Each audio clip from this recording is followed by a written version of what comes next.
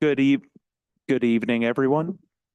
Yeah, good evening, everyone. At this time, I'd like to call to order the Special Finance Committee meeting scheduled for Thursday, June 13th at 5:45 PM.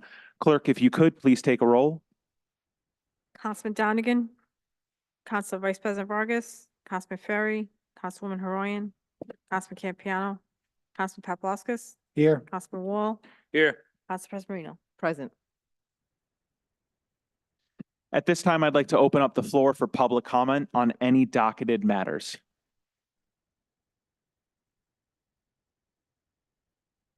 Any public comment in person? Seeing none. Tom, any public comment online? There is no public comment. At this time, we'll close public comment. We have one matter before us. This is a resolution loan order authorizing the city of Cranston not to exceed 40 million general obligation bonds, notes, and other evidences of indebtedness to finance the purchase and/or acquisition of land and buildings, construction, renovation, improvement, alteration, repair, landscaping, furnishing, and/or equipping of schools and school facilities throughout the city, subject to approval of state housing aid at a reimbursement rate or state share ratio of not less than 50% at the time of issuance, sponsored by Councilwoman Renzulli, myself, and Council President Marino. At this time, we'll entertain a motion. So moved. Is that a motion to approve? That would be a motion to approve, instead. All right. Do we have a second? All right. Any discussion on the matter? Seeing none, clerk, please take the roll. Councilman Donegan, Councilman Campiano. Yes. Councilman Paplaskas, Yes. Councilman Wall, Yes. Council President Marino. Yes. And I apologize, I misspoke earlier. We do have one other item. It's Ordinance 52401, ordinance authorizing the city to utilize Eastern Cranston Police impact fees and Western Cranston impact fees towards police rent. This is sponsored by myself, and this was continued from the June meeting earlier this month. At this time, we'll entertain a motion. Motion to approve. Second. Any discussion on the matter? Seeing none, clerk, please take the roll. Councilman Donegan, Councilman Campiano, Councilman Paplaskas, Yes. Councilman Wall, Yes. Council President Marino. Yes.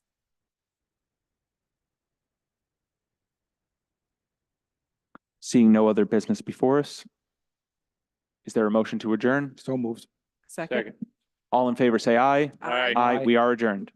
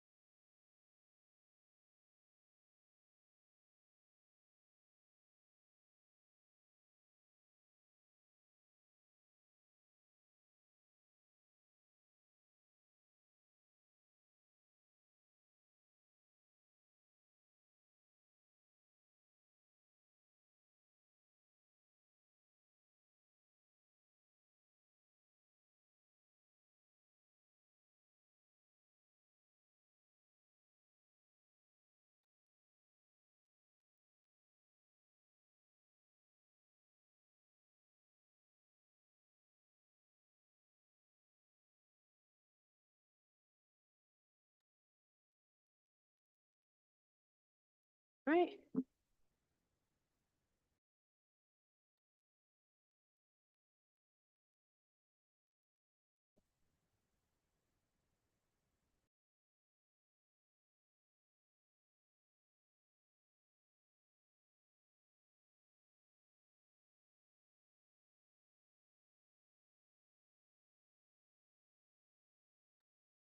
Good evening. Welcome to the Public Works Committee meeting. It is Thursday, June 13. To the clerk, please take the roll. Council Vice President Vargas, Present. Councilwoman Horoyan, Councilman Ferry, Councilwoman Renzulli, Present. Councilman Donegan, Councilman Campiano, Present. Councilman Wall, Here. Council President Marino.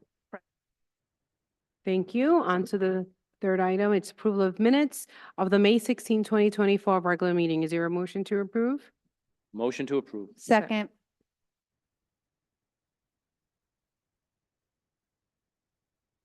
Council Vice President Vargas, Yes. Councilwoman Renzulli, Yes. Councilman Donegan, Councilman Campiano, Yes. Councilman Wall, Yes. Council President Marino. Yes.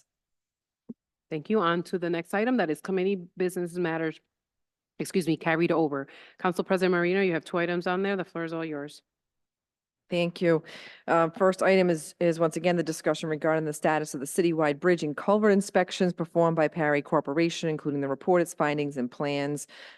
Is there an update from the administration? And I do want to first say, I still have not received the list of the 26 or however many it is, bridges and culverts that have been inspected despite having this discussion at the last public meeting. I haven't received that information. Yep, just to clarify, there are 14 structures. We can get you that list immediately. The update, not much has changed since last time. Since they've started the work, they have reported 2 critical items that needed some follow-up attention. The first of which everyone's aware of is the Kimberly Lane Bridge, where Public Works went out and did some temporary repairs to extend the lifespan of that structure. The second is on the Dean Street Bridge. We're going to be needing to support that structure temporarily until a load rating can be determined for that structure. So out of our 14 structures, we've identified 2 that needed immediate work to buy us some time before permanent repair. All right. Do any other council members have anything before I say something else? No? All right. Thank you. And I would appreciate if that list could be sent. We've asked for it multiple times. We were given assurance a month ago that we were going to have it, and I sit here and we don't. And I'm not blaming you. You weren't here in attendance at the meeting. It was Director Moretti that made that representation. So I appreciate if you can send that out to all the council members. Thank you. Absolutely.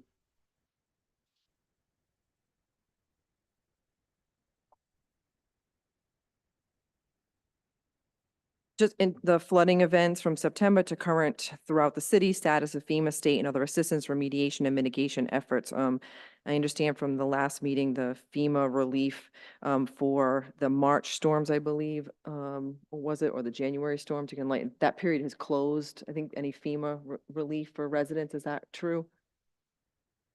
Director Moretti? On May 20th, I Do think you it know closed. if FEMA money has been closed, the reimbursements from FEMA for the March storms? I believe it has, but I'm hesitant to say for certain. I'm not sure off the top of my head. I apologize. Okay.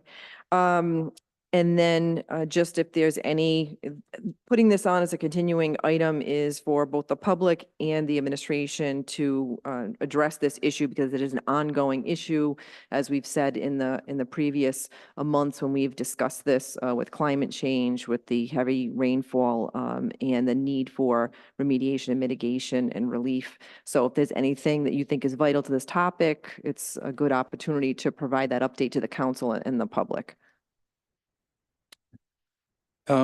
Nothing specific related to the FEMA reimbursements, anything like that. The city is pursuing various stormwater grants for projects throughout the city. So it's something that Public Works is working on actively.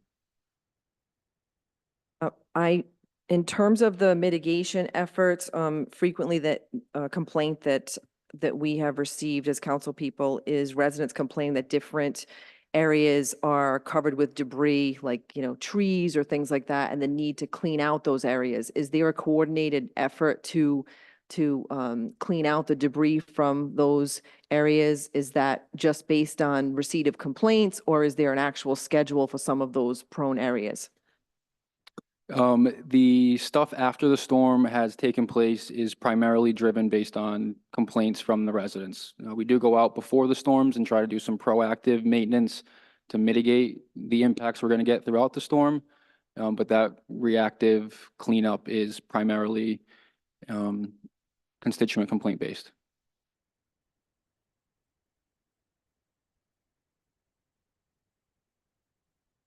I did receive some complaints in the area of Mayfield Avenue, that some type of tributary issue there where there's debris, and that was a recent follow-up in May, and they had complained in April. Do you know if that area has been resolved? Off the top of my head, I do not, but I could check on that. If you could, let me know. I guess I was informed as of the latest was May 26th from a resident in that area, 2 residents, that they claimed that there was still some debris on site contributing to flooding in the area of Mayfield Avenue. There's a catch basin and some type of tube in that area that would need cleaning. So if you could if you could look into that and maybe follow up with an email so I can know the status, that'd be great. Yeah, sure. All right, and I don't know if Council Vice President Vargas, if anyone else has anything. Thanks. But does anybody else have any questions or any item to discuss on this matter? No? Oh. Next item I have is on overnight parking of the trailers on Broad. Can you hear me now? So the next item that I have is on the overnight parking of trailers on Broad Street. And I also added no overnight parking signage. I'm just kind of grabbing my notes on here. This is really to the director. I know that Director and I chatted on this, and I think he probably filled you in. I don't know if he did, in terms of, let me just backtrack quickly. In the trailers that are parked right now on Broad Street, not only has the state senator, but myself has received communications from just residents nearby. Just curious, what's the status on the overnight parking of the trailers? And can we or can we not actually cite them or give them some warning or so forth? But I believe this might be all set. I know I spoke to the director. I don't know, Director, if you wanted to go just on records to share. But it looks like the administration has been proactive on this and responding to the concerns that I've kind of brought forward to the constituents. Yep, the signs for the, no parking have been received. They are going to be installed probably Monday, but early next week. The police, this is a police matter, and last evening in particular, 4 violations were cited, and police are going to continue to monitor that area in terms of enforcement. So the colonel's involved, the brass is involved, and the rank and file in terms of the patrol officers. So it has their attention, they understand it, and the signs will be up very shortly. Okay, so it is clear, and it would be, there wouldn't be a problem having me say that there is no overnight parking on that street. So in case you get constituents that called the mayor's Yeah, that was office, the or I ord- do that, we can say, By ordinance, correct? okay, That's what was recently passed. yeah, okay. All Sure. right, perfect. Thank you. Any questions on that for anyone? No? Thank you. Oh, sorry. Go ahead, Councilmember Walsh. So just to follow up on what Councilwoman Vargas said, you asked, there is no overnight parking on that street. Am I mistaken? I thought there was no overnight parking on any street. There's no overnight parking in the city at all. In that particular area, Broad Street, there's a sign that was put up in terms of also no commercial parking as well. And I believe that's for daytime and nighttime. That's why, so that's Thank why you. we were concerned when there's not just trailers parked overnight, but some of them, even in the daytime, like weekends, they're still lined up.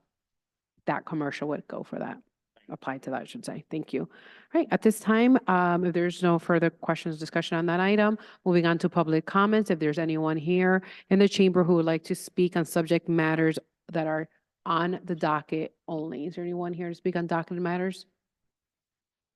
Okay. Tom, anyone online that would like to speak on docketed items only? There is no public comment. Thank you, Tom. Public comments is now closed. I'm going on to new matters there is a petition before us, and that's petition of Narragansett Electric for relocation of the pole on Highland Street. Is there, any questions on this before we move, actually? Is there a motion to approve this petition? Motion to approve. Second.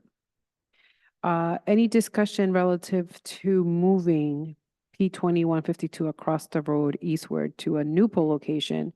Sorry, from eastward on Reed to, what is it, Highland Street, RI, to move P 21-52 across the road eastward to a new pole location in a 90-foot form existing P 21-51. Council President Marino. Just some discussion and, is this Highland Street in the area, Justin, Director Mateus, is this Highland Street in the area of Mashantucket off Cranston Street? Off of Phoenix Ave, yes.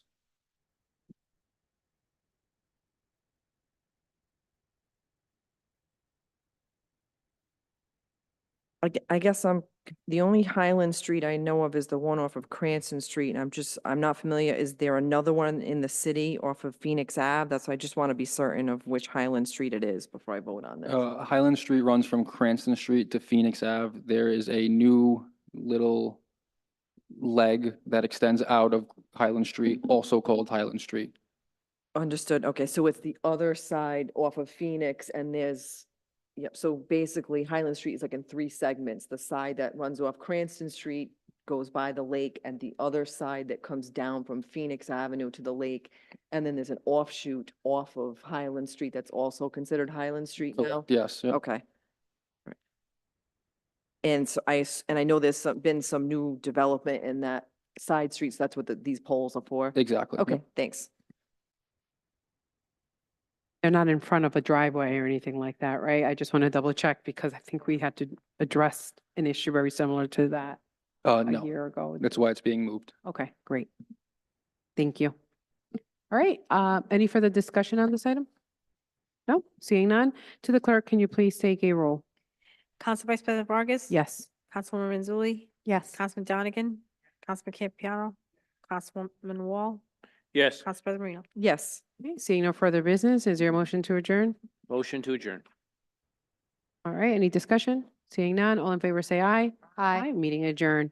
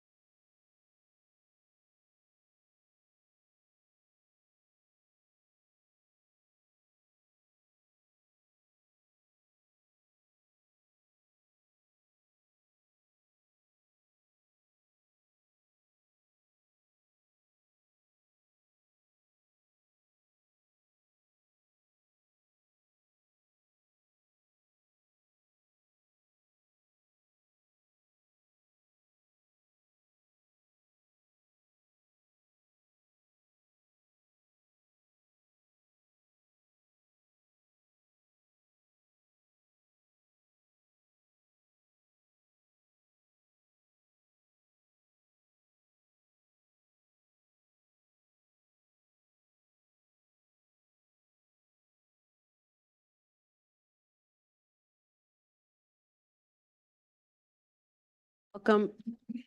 All right, we're going to get started. All right. Good evening. Welcome to the Ordinance Committee. It is Thursday, June 13, 2024. I am calling the meeting to order. To the clerk, can you please take the roll? Council Vice President Vargas, Present. Councilman Wall, Here. Councilman Ferry, Councilwoman Renzulli. Present. Councilwoman Horayan, Councilman Donegan, Councilman Campiano, Council President Marino. Present. Thank you. The next order of business, it's the approval of the minutes of the May 16, 2024 regular meeting. There's also the approval of the minutes of the June 3rd, 2024 special meeting. Hoping that we can do a motion as a block, to approve as a block. Motion to take them as a block? Second. Any discussion? If not, to the clerk, can you please take the roll? Councilman Vice President Vargas. Yes. Councilman Wall, Yes. Councilwoman Renzulli. Yes. Councilman Donegan, Yes. Councilman Campiano, Yes. Council President Marino. Yes. Thank you. On to the next order of business. That's the committee business matters. Wait, no, we have to take, motion to approve the block? Second. Any discussion? All right, seeing none. To the clerk, please take the roll. Council Vice President Vargas. Yes. Councilman Wall, Yes. Councilwoman Renzulli, Yes. Councilman Donegan, Campiano, Yes. Council President Marino. Yes. Okay. Now we'll move forward to the committee business matters carried over. There's the first order of business on here. This proposed ordinance, I don't see a co-sponsor on here. It was a ordinance that was sponsored by former Councilwoman Germain on here. I believe that we can pass it off the calendar if there's no objection on that, and I don't think we need a vote for that, but I could be wrong to remove it from the calendar. But if the solicitor? No vote is necessary unless someone objects and wants to be heard, it can pass. Thank you. All right, seeing that there's no vote on this, then we'll pass this and remove it from the calendar going forward. The next item carried over is 4-24-01. That is ordinance amendment of Chapter 17 of the Code of the City of Cranston, 2005, entitled zoning, change of zone, Zero Sage Drive. This petition is filed by the property owner, John Casali, I believe it is, the third. This was continued from the May 16, 2024 Ordinance Committee meeting to our city solicitor, Verdecchia, on here. Does this item, given that it's under committee business carried over, I'd like to continue the structure of the agenda as it is. Does it require public comment right now? As everybody knows, this matter was heard previously by this committee. At that time, the several abutters were given the opportunity to speak. Lawyers for both sides were given the opportunity to address the committee. In fact, both lawyers, in addition to making legal argument, also submitted memoranda, if my memory serves me correctly. And everyone who wanted to speak did. At that time, the public hearing was closed. This is simply a carryover from that meeting, and there's no need to reinvent the wheel here. Everyone was given an opportunity. There is no legal requirement that public hearing be reopened or that anyone else be given further opportunity to be heard. The only task remaining before the committee at this point is simply to take a vote.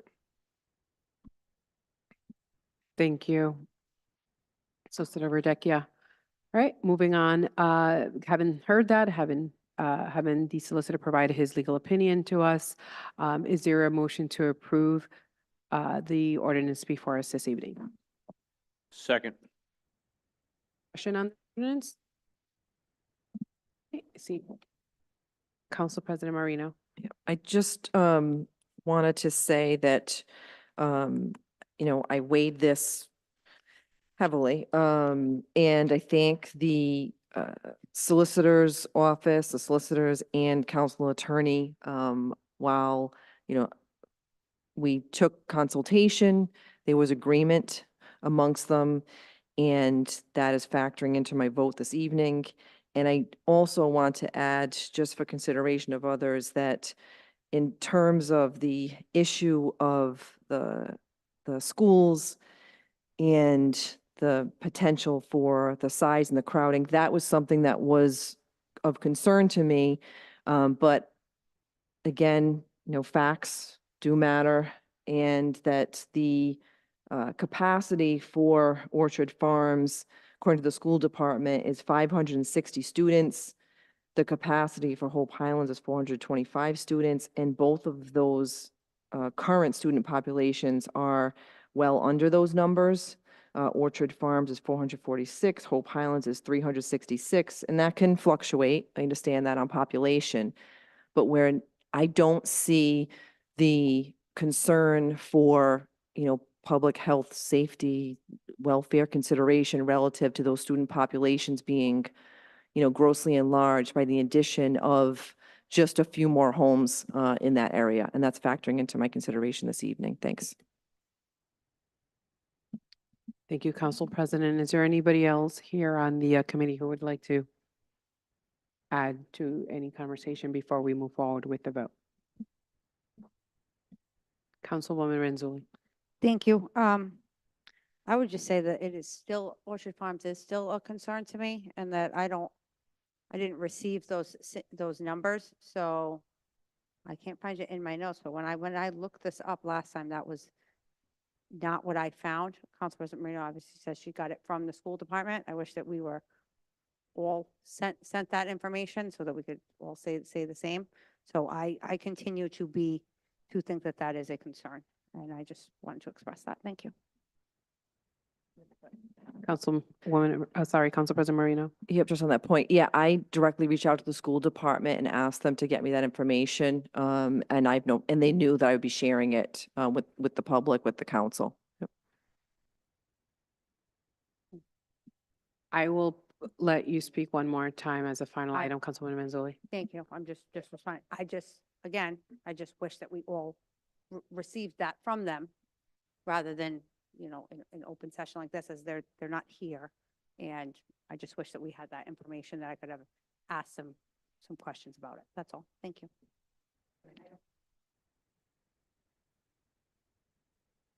All right, Council President Marino, would you be able to share that information? Yeah, absolutely. I can forward the emails after the meeting. Yep, just we'll do a do not reply all due to quorum issues. Yep. Thank you. All right, having said that, I am pretty much echoing what my colleague here on the council mentioned maybe a month ago or so, and that was Councilmember John Donegan. And there's a huge need for housing nationally, in our state, here locally. Is there a concern that perhaps the schools, folks moving in could have children, have them part of the public school system? I don't know who would be purchasing any type of housing developments where there are people who are going to have kids or not have kids there or not, other than assuming that they could or could not. There's a housing need in our city, and I'm a big advocate for housing. And there's a low stock of housing right now in general. And so I will be supporting the ordinance as it stands this evening before us here in the Ordinance Committee. And however, I will take as well the notes that Council President Marino has also shared. Will be sharing with all of us. And if this was to even pass this evening, it would get referred over to the full city council meeting at the end of this month, at which point everyone would be entitled to actually speak on at that point at public hearings, and public comments would be actually done that evening, is what I wanted to say on this item. I have heard the comments and the concerns of the residents. They've been here. They were here maybe a few years ago when the last time this same issue came before us. They've been here as well. I've heard the side as well as the property owner. But again, I don't want to be hypocritical here to say that I am supportive of housing and developments and and there's a housing need, and then vote against it. So I will be supporting it this evening. With that being said, to the clerk, can you please take the roll? Council Vice President Vargas. Yes. Councilman Wall, Yes. Councilman Renzulli, No. Councilman Donegan, Councilman Campiano, No. Council President Reno. Yes. Thank you. Item passes. Now we're moving over to public hearing and public comment. If anyone is here in the chamber that would like to speak on docketed matters only, please come to the podium and state your name and address for the record.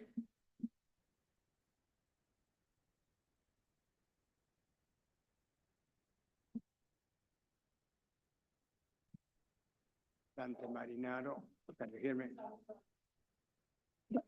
Dante Marinaro, 132 Forson Avenue, Unit 3.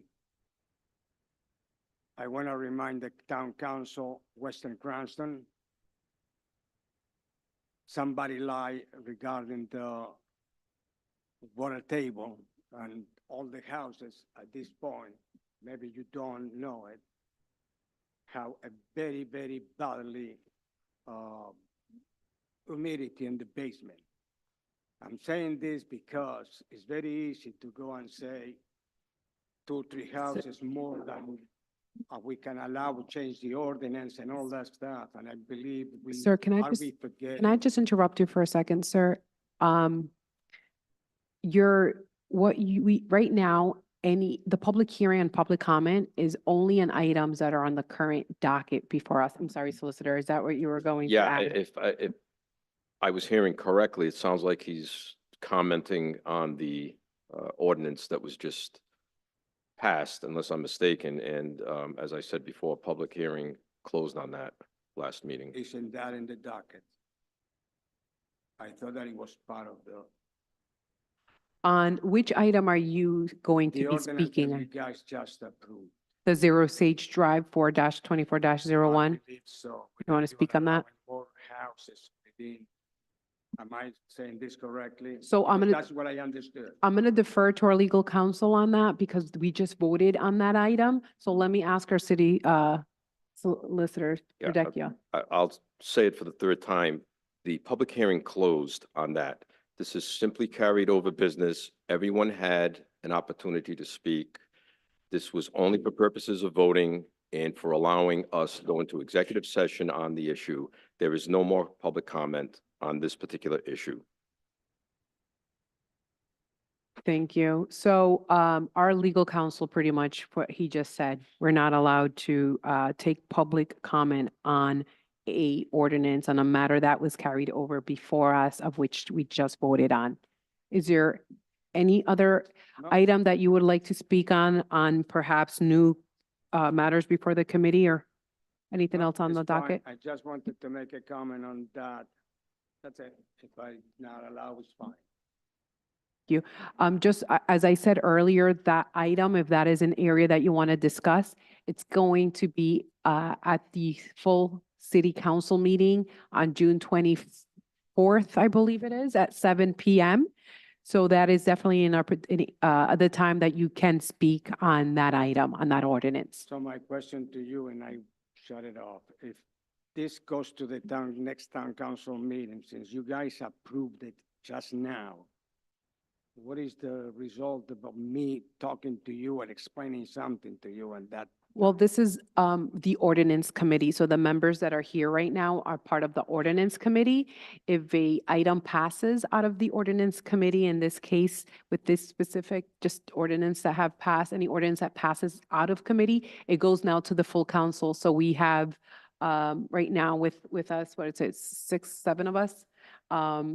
6 of us at the full city council meeting, it'll be 9 of us. It goes before the full 9 city council So it could be members. revoked. I don't know what could happen at that point because obviously I that's don't fine. know how Okay. council thank you. members will be voting other than what we heard this evening.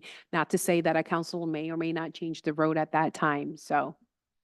No problem. But you I can definitely appreciate it. speak at that night about this item on that night. Sure, thank you very much. Absolutely. So have a great evening. Is there anyone else on the on the chamber, sorry, that would like to speak? Director Lima, good evening. Thank you for coming.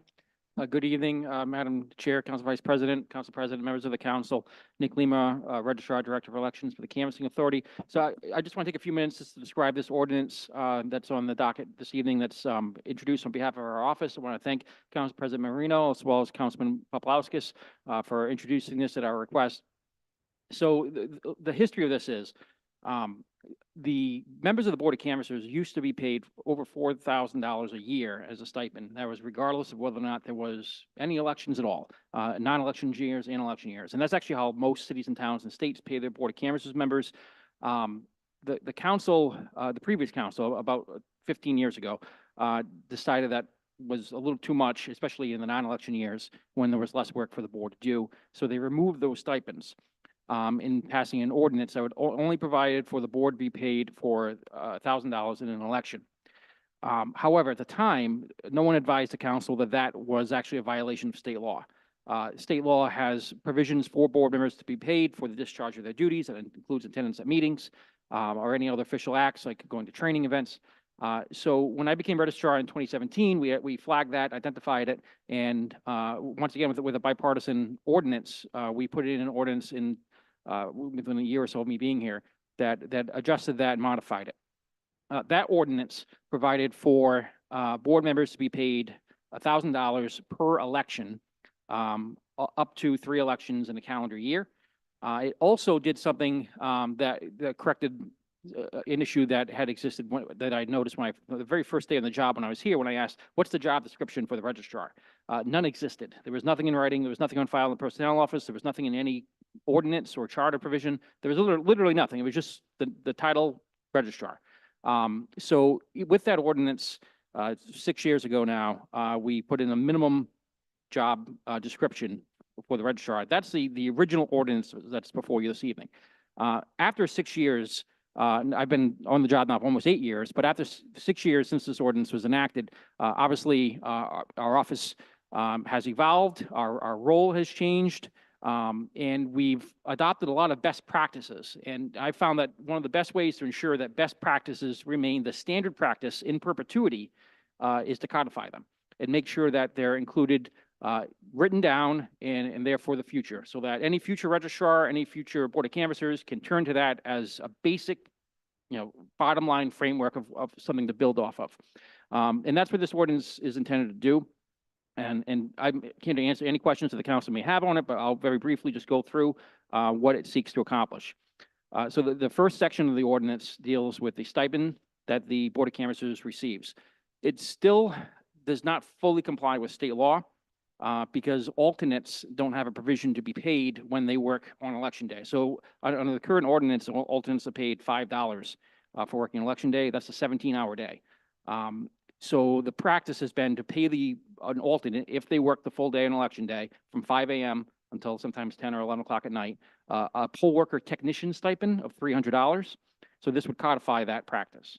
Additionally, we saw this year the Board of Canvassers is conducting 4 citywide elections. There is no provision for the board members to be paid for 4 elections. So for this June special election that just occurred, there is no provision for the board members to be paid because they're going to get paid for September and November. They were paid for the presidential primary, and they basically had to work this election for free, which isn't a good practice at all, especially in terms of retaining board members. So the previous prohibition on the cap on being paid up to 3 elections is stricken from this in lieu of that. And I think it's going to be a very rare occurrence in the future. I don't think we've had 4 elections in the same calendar year in the last 40 years until this year. So it's not like it's something that's going to happen often. But if it does happen, if the board members are still doing the same amount of work, it's the same number of meetings for every election they do. It's the same work on election day from 5 a.m. till sometimes midnight. So I think out of fairness, that should be modified, and this is what that would do. It also just better defines what an election conducted by the city is, and it lists all the different types of elections that can occur. It also clarifies that for a non-citywide election, like a ward election like we had in October in Ward 6, the full stipend would not be paid to the board because there is less work involved there. It's still a full day, but it would be a $500 stipend versus $1,000 in that case.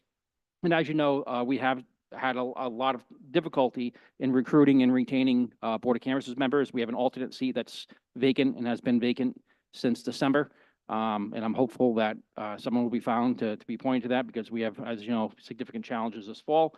So this is in part to remedy that, but also to actually bring the board stipends more in line with other cities and towns where even though we're the second largest city, most boards of canvassers members are paid more. And keep in mind, it's not just meetings, of which this year alone, there are probably 26 meetings for the board, which I think is more than just about any other committee or commission of the city. But there's also the full days on election day, the full day the day after election day when the board has to adjudicate provisional ballots. And in November, the entire board will actually have to take 3 consecutive days off of their day jobs and come in on election day, the day after, and the day after that to tabulate write-ins. So between that, the primary, the presidential primary, the June special election, we're talking about a week and a half off of work that every board member has to take in order to fulfill their statutory obligations as a board member. So this compensation is designed to at least compensate for that. So that's the first section of the ordinance. And again, it's mostly from this experience we've had. It also clarifies some confusing language from the original ordinance about how stipends are prorated. If a board member serves a portion of a calendar year, it makes it a lot easier to follow. And we're talking about $100 or $50 as a minimum. That way we do comply with that state law. If state law says the board members have to be paid. So this clarifies that. If a member or an alternate of the board, say next year in 2025, say if we have hopefully no elections, and the board meets 7 or 8 times, well, the board will either be paid the $100 minimum stipend for the year, or they'll be paid $5 per meeting. And if there's more than 20 meetings, state law says they have to be paid at least $5 per meeting. That's been on the books since 1958. So I'm sure the General Assembly probably intended it to be higher than $5 per meeting, but that's what the minimum is. As long as we're meeting the minimum, we're complying with the law. So that's the entire first section. The second section of the ordinance deals with my position, the Registrar Director of Elections.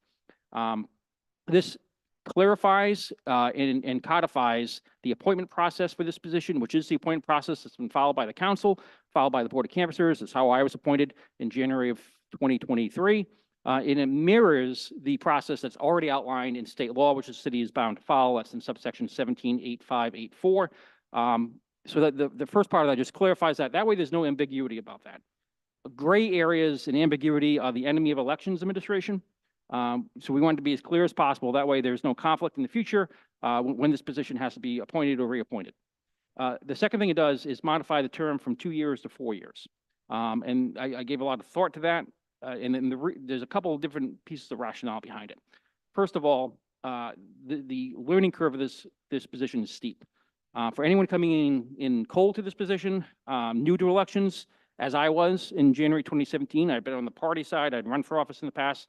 None of that prepared me whatsoever for the challenges of this role. It was night and day. And I was fortunate because when I came in January 2017, my first election was not until September of 2018. And I had a staff who at the time had over 50 years of experience in the office to guide me. I had a year and a half to really get going. By setting in the term for 4 years, it ensures that the registrar, whoever they may be, will be in that position, ideally for a 4-year term, which is identical to the city clerk, which also has a 4-year term, it's appointed by the council. And that the first election the registrar would run would be the midterm election, which is typically lower turnout, 40 to 50%, sometimes a little higher, sometimes a little lower. The second election they would run would be the big elections, the mayoral primary, the presidential election, in that 4th year of their time in service. So you've got an experienced registrar in that position for the biggest election. And then it's also an opportunity for the registrar's job performance to be reviewed and to be decided whether or not to be reappointed in January. So the intent there, again, is for the registrar to be appointed to a 4-year term following a presidential election year. That way they can really get the experience that they need before they have to handle the challenges of a presidential election. Onto the third page. This adds and codifies all the additional job duties. Again, there was nothing on paper a few years ago. We put very bare minimum in last time around, 6 years ago. And this adds other things that I really feel should be there. The day-to-day things that the registrar is tasked to do, there should be a framework. It should be a bare minimum to follow. This is that bare minimum. There's plenty of other tasks beyond this. I know there's a lot here, but there are a lot of small things. There's a lot of other things that are not included here. But this is designed so that if anybody were to seek this position in the future, and they could be pointed to this ordinance and say, well, this is what the job entails. And if this is something that you should be prepared to do, and you should be prepared to do all of these tasks.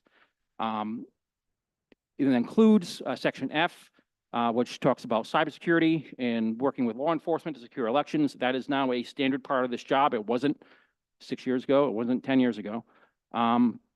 In Section G, which is maintaining participation in our state's Association of Election Officials, which is very important for establishing best practices and communicating and networking with other city and town clerks.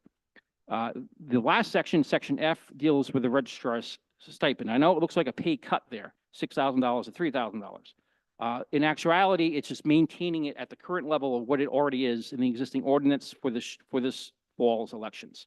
So this fall, under the current ordinance, the registrar is paid a $6,000 stipend total. And under the current ordinance, that's an annual stipend. So it doesn't matter if there's one election in the calendar year or 5 elections in the calendar year, it's still $6,000. So in 2023, when we had a Ward 6 special election, as registrar, I received a stipend of $6,000. This year, when we have 4 citywide elections, I'm also receiving a stipend of $6,000. It's not a very good system. It doesn't really make much sense. So by tying it to the election at $3,000 per election, it keeps it at the same amount that it currently is. But again, it compensates for years in which there's only one election, like in 2021 and 2023, where we had a special election. It would be $3,000 in those cases. But a year like this, where there are 4 elections, it wouldn't affect the elections that have already happened. Those are behind us. But in the future, say 2028, there's 4 elections again, it would be $12,000 at $3,000 per election. So this does not affect the budget at all for this year. These funds are already allocated, already budgeted for. The $6,000 stipend has already been there. It's been there for every election in the last 12 years. But it would affect future elections. I think the next one it would actually change would be 2028, which is the next year. There are 3 scheduled elections: presidential primary, September primary, November election. There's 2 different budget years, but for that calendar year, the stipend would be $9,000 at $3,000 per election.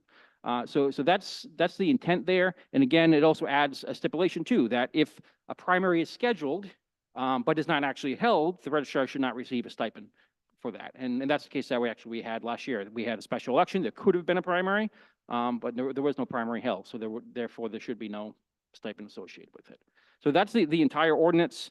I'm happy to take any questions at the appropriate time once this is heard here in a few moments, but I also want to bring up our Board of Canvassers chairperson, Kirk McDonough, who also has some comments as far as the perspective of the board itself. And I thank you for your time. Thank you, Director. Appreciate the thoroughness that you always.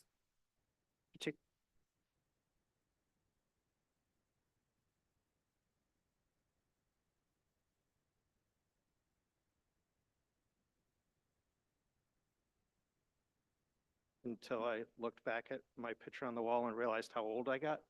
And I was like, what happened?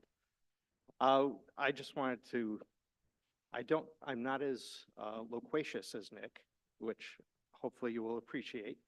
But, you know, we support this, and I'm part of a statewide group of Board of Canvassers, and we're all facing this ambiguous language. So for us to be the first to really step up and try to clarify things, I think is a great thing for the city of Cranston. Thanks. Thank you. All right. Any other public comments this evening on docketed items before we move over to Zoom? No. All right, Tom, online, is there anyone? There's no public comment. Great, no public comment online, no public comment on the chambers. I am now closing public comments. Moving forward with the next order of business, and that is new matters before the committee. That is 5-24-02. That is ordinance and amendment of Title II of the Code of the City of Cranston, 2005, sections 2.08.260 and 2.08.261, entitled Board of Canvassers and Registrar, operations related to the Board of Canvassers and Registrar. Sponsored by Council President Marino and Councilman Papalaskis. Is there a motion to approve? Motion to approve. All right, motion second, discussion.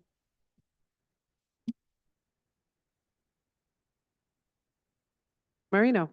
Thanks. I just want to thank Director Lima for all of your hard work. Thank you to former Councilman McDonough and current chairman of our local Board of Canvassers for your work dedicated to this too and your support. And I hope everyone is in support of it this evening. That's it for me. Councilmember Paplaskas. Thank you. Happy to sponsor this. Nick, thanks for doing all the work on this. Director, as you always do. I do remember when this was tweaked last, probably, what'd you say, 12 years ago? I remember sitting in your seat where you are now, watching the debate on that, and I'm pretty sure the debate ended with, this still needs work, but we're gonna pass it. So it's been 12 years and it's gonna probably get some work again. So thanks for your efforts on this. And I don't have a vote tonight, but I'm looking forward to being able to vote for it at the full council. Thank you. Renzulli.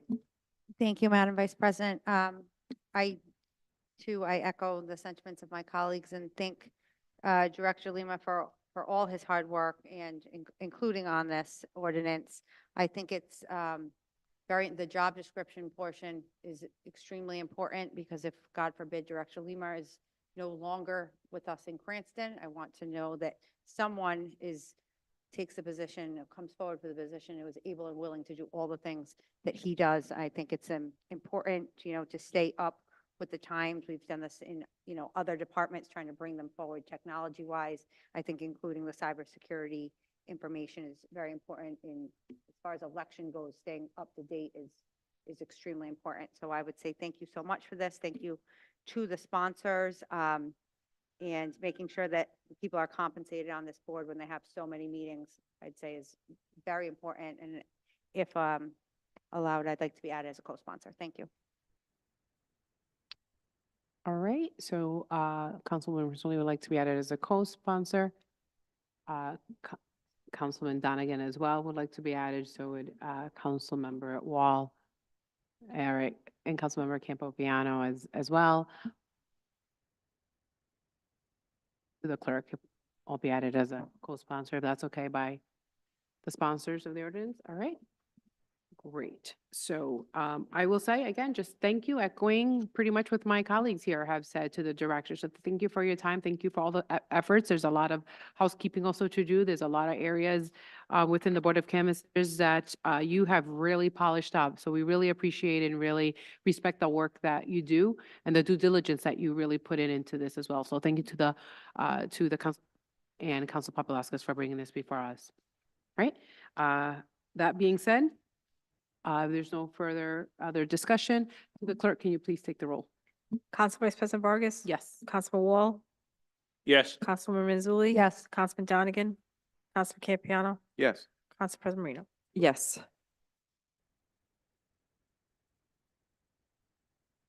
Next item is 5-24-03. That is ordinance amendment of chapter 5.40 of the City of Cranston, 2005, entitled Hawkers and Peddlers. Generally, section 5.40.140, sponsored by Council President Marino and Councilman Wall and Ferry. Is there a motion to approve?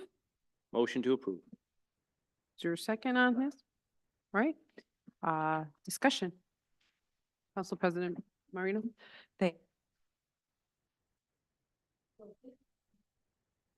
This ordinance is seeking to address the concern that constituents have raised relative to solicitation at their doorstep in their homes.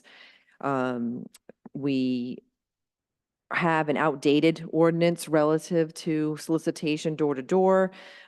This ordinance is a first go, and I spent a lot of hours working on this, but it's a first go with input from the council as to their thoughts on this. I do know that there is need for discussion further in terms of, if you go to line 125, where the section is J, dealing with hearings, and it mentions in that section that there would be an ad hoc committee of the city council that would hear any denial of issuance of a permit, and that's dealt with in the earlier sections. I would think, and we have discussion tonight, and obviously with the solicitor, that perhaps that should be the Safety Services Committee itself that could hear those denials. And so I'd like to amend that on line 127. But I would hold that amendment because I suspect that we will have additional amendments. And the other thing I will say is I'm looking to get input this evening from the administration relative to the fiscal impact, the need for a fiscal note aspect to all of our ordinances, and the role that the police will play relative to the issuing of the solicitation licenses as well. And that's what I have right now. I see the solicitor's up there. If he's got some comments and then discussion, maybe. When You everyone's, good? when everyone's finished, I can say my piece. All right. Thank you. Wall.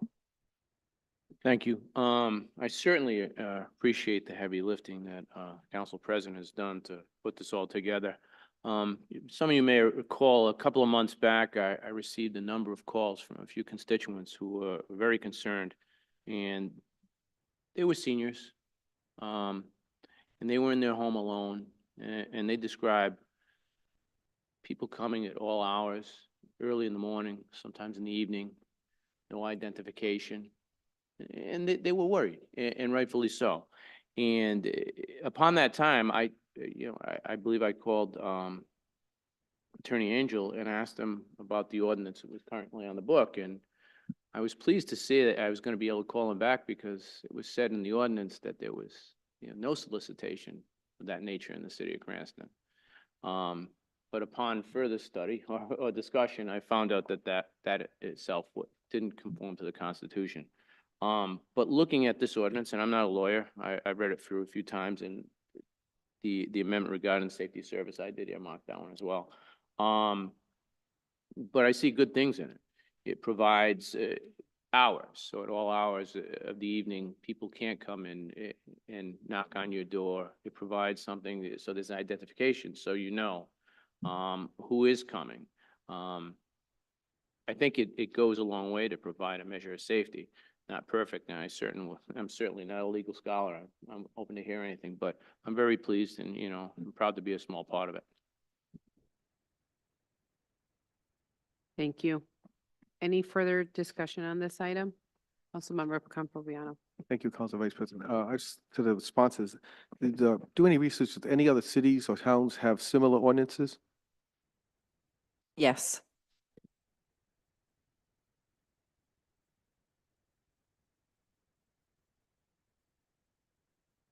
I have one quick question actually on this, to whomever. One will be taken by filing with the council. Should that be to the clerk or should that, who with the council, like, you know what I mean? I'm just trying to get a sense as to who, maybe more specifics, who the council person would be, just so that we're all clear instead of figuring out who it is. I'm fine with it being yeah. whoever, but I'm just curious.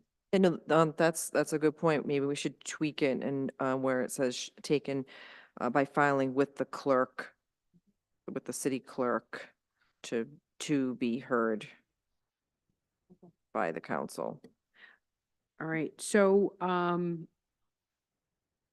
Council President Marino, I know that actually, and City Solicitor has a couple of things I think he was waiting for all of us to be done on this conversation so he can, I think, provide some, I guess, maybe insight on his end.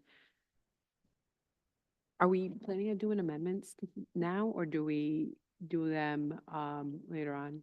Okay, I just wasn't sure. I mean, I know that people have been patient. Councilman Wall, like you said, we've heard quite a bit. I think it's good to make as many amendments as we can now, so that way we get this enacted, as soon as we possibly can. Anyway, thanks. Thank you.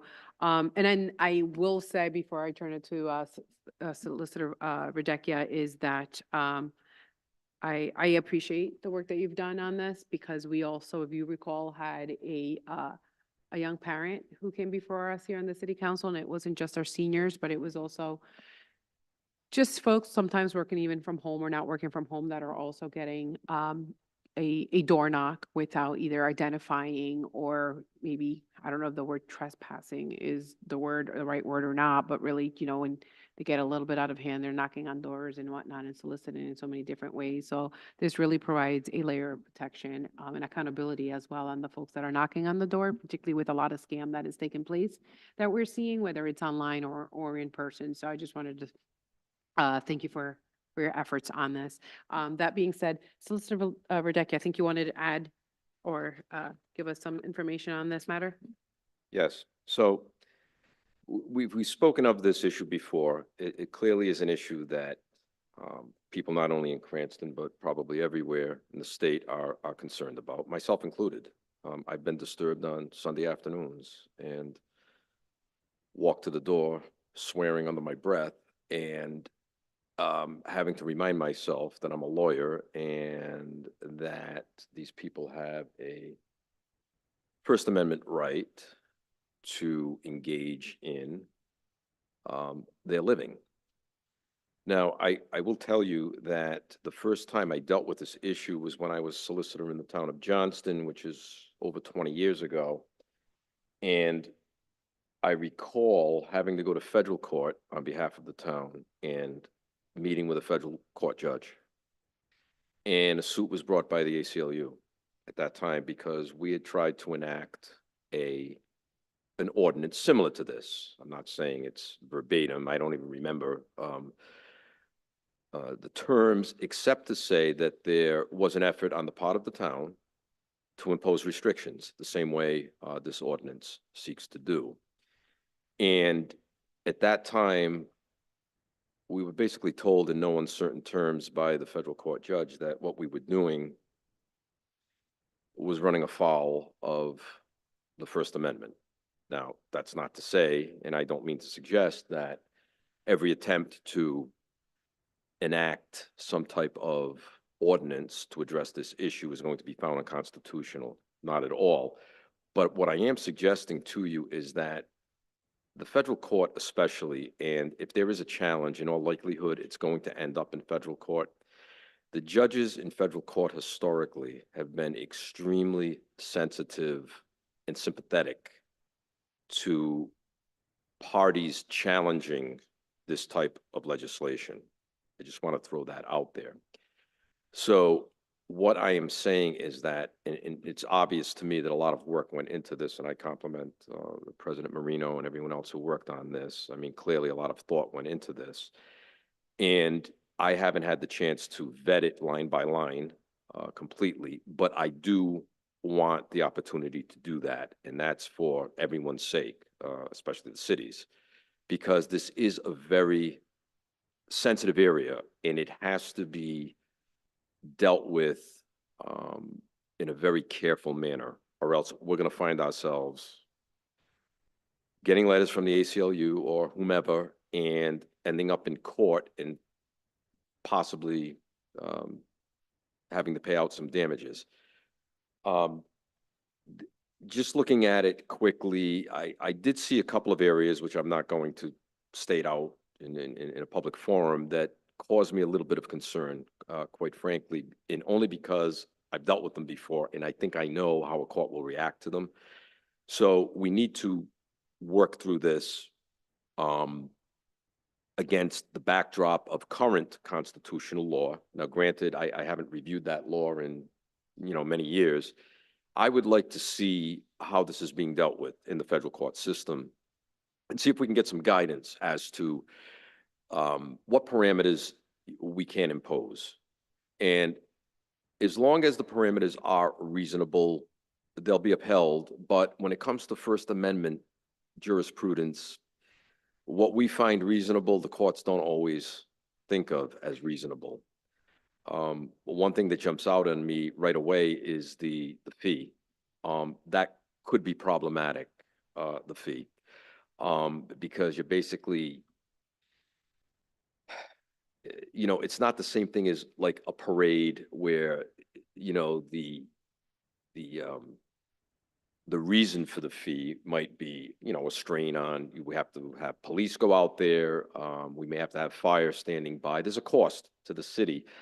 I'm not so sure we can make that same argument with just, people going door to door. There's really nothing for us to do. Now, there is some background work that we want to do and things of that nature. And that's another area that needs to be looked into a little more deeply, okay? Some of the disqualifying factors in here, again, might be problematic. I'm not saying that they are, but they certainly need to be looked at. Because as I said, when it comes to this area of First Amendment, the courts zealously, especially the federal court, they zealously defend the person's right to engage in this kind of conduct. And it's a difficult balancing test because everyone has a right to privacy. Nobody wants to be bothered. No one will argue that. But the First Amendment is pretty strong in this country and in this state.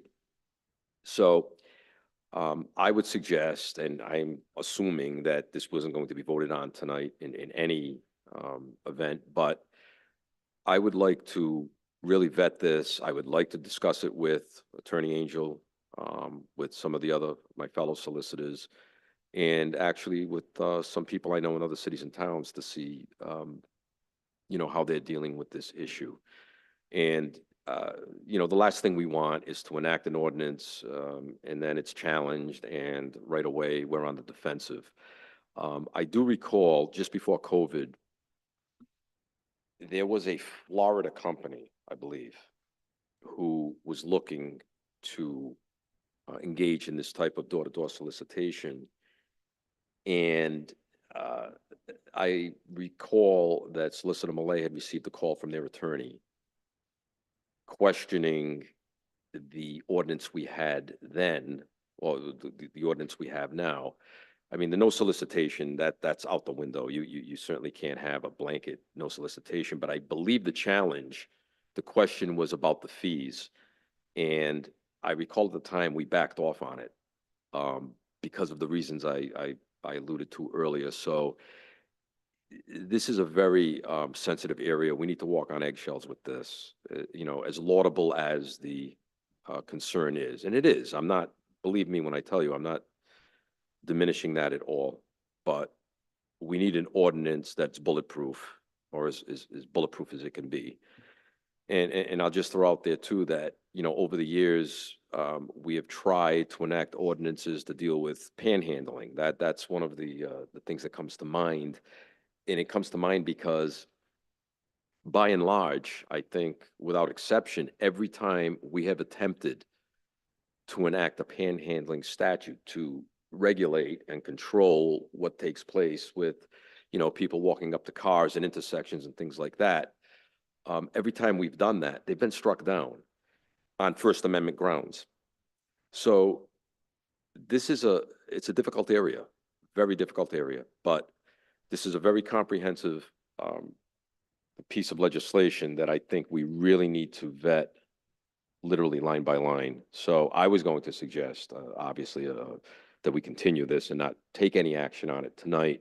I know everybody wants to get this done, as I do, but as I said, we need to go very slow steps, very cautiously. President Marino. Thank you, Solicitor. I appreciate that. I don't have any objection to that because it is a very important ordinance, and I understand the need to be cautious. I also understand what we currently have on the books is far more going to get us into far more jeopardy than this would because it outright bans it.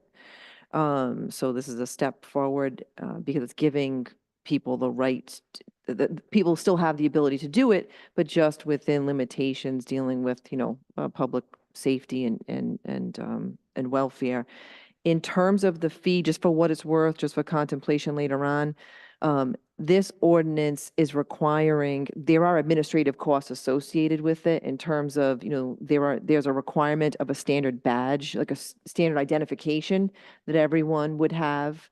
So we would have that expense to incur, the time of the police department to do the verification process and the clerk to do the processing. So there would be costs, but I don't pretend to know all of the pitfalls with respect to this, even though we're trying to accomplish something in a positive way. So that's, I don't have any problem with the continuance if you want to have further discussion after you have a look through. Thank you, Council President. Councilmember Wall, and then Councilmember Renzulli, I think, has her hands up as well. Yeah, I would echo the council president's sentiments. It would be better to, if we're gonna do it right. And it was fully admitted that this is a draft of sorts, and it would have to be tweaked and get it right. And I think it is important. But yeah, so I'd be, if I have to withdraw my motion, certainly let me know when that time comes. Councilmember Renzulli. Thank you, Council Vice President. As far as the administrative cost, that would be probably of a fiscal note. I would just say, I'm not sure who, this is more of a comment than a question. I'm not sure who exactly does that. Like, I know that the finance director will actually issue a fiscal note, but I'm not sure that Director Zidelis knows too much about the administrative costs of getting badges. So there's going to be more than one group that's going to have to get together to do that. So I just want to make sure that put on the record, asking the administration to take care of that, because it's going to be probably a multi-layered process through the clerk, the police department, and Director Zidelis. If everything gets fixed, but we still don't know how much it's going to cost, and we don't know how much we can charge, and we're going to be in the same position 6 months from now. So I just wanted to make that comment. Thank you. Thank you. Does anybody else have any discussion on this item? All right. To the sponsor, I am going to defer as to how you would like to proceed with the ordinance before us. Did you like that to have it be continued? Would you like to make any motions this evening so that it's next time it does get continued, it at least has some updated language? I'm going to defer to you.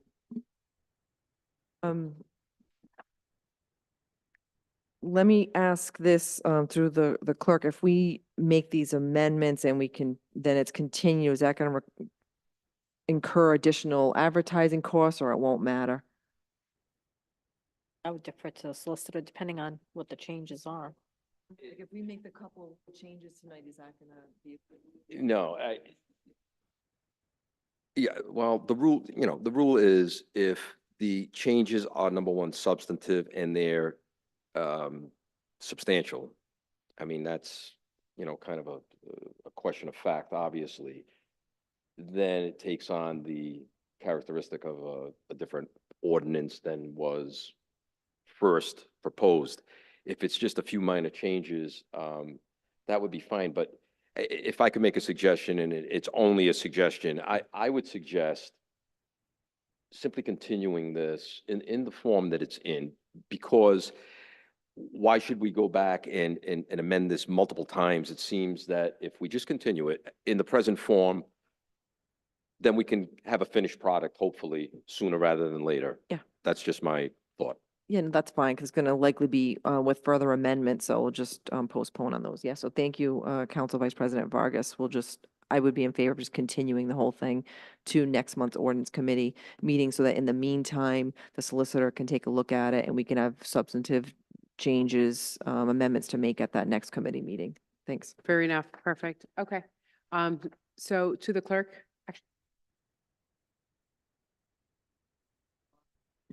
I withdraw my motion. And then let's do a motion to continue to the July Ordinance Committee meeting. Motion to continue to July ordinance. Right? Any discussion? Right? Seeing none, to the clerk, can you please take the roll on continuing to the July meeting? Council Vice President Vargas? Yes. Councilman Wall? Yes. Councilwoman Renzulli? Yes. Councilman Donegan? Councilman Campiano? Council President Marino? Yes. All right, perfect. I'll just continue. Seeing there's no further item on the agenda, is there a motion to adjourn? Any? Second. Thank you. Any discussion? Seeing none, all in favor say aye. Aye. Ayes have it, meeting adjourned. Thank you.